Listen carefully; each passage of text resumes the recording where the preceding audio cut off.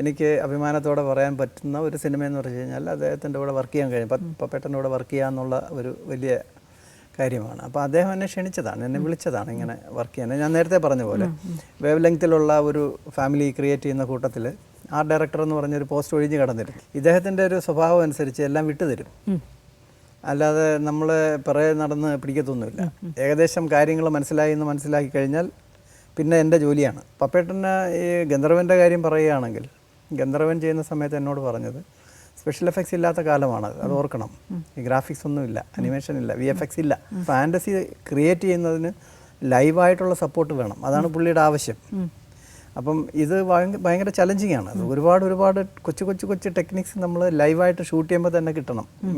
Exposure ഇപ്പോൾ രാത്രിയിലാണ് മിന്നാമിനിങ് വേണമെന്ന് പറയുമ്പോൾ മിന്നാമിനിങ്ങിനെ യഥാർത്ഥ മിന്നാമിനിങ്ങിനെ കൊണ്ടുവന്നാൽ പോലും ഷൂട്ട് ചെയ്താൽ അത് കിട്ടത്തില്ല. ഇന്നത്തെ ഡിജിറ്റൽ ക്യാമറ അല്ലത്, റെസൊല്യൂഷൻ്റെ പ്രശ്നങ്ങളൊക്കെ ഉണ്ട്, എക്സ്പോഷറിൻ്റെ പ്രശ്നമുണ്ട്. അപ്പം മിന്നാമിനിങ്ങായിട്ട് തോന്നണമെന്നുണ്ടെങ്കിൽ മിന്നാമിനിങ്ങിനേക്കാൾ കുറച്ചുകൂടെ ശക്തമായ വെളിച്ചം ഇങ്ങനെ മിന്നണം, മനസ്സിലായില്ലേ? അപ്പോൾ എന്നാലേ മിന്നാമിനിങ്ങായിട്ടെങ്കിലും തോന്നുള്ളൂ. അപ്പോൾ അവിടെ സയൻസ് വന്നു, ടെക്നോളജി വന്നു, വെറും ആർട്ട് മാത്രമല്ല. അപ്പോൾ മിന്നാമിനിങ്ങൾ എങ്ങനെ പറന്ന് നടക്കും, നേരെ ഷൂട്ട് ചെയ്യാൻ വേണ്ടിയിട്ടാണ് ഞാനീ പറയുന്നത്. അപ്പോൾ അതിന് സൊല്യൂഷൻ ഉണ്ടാകും.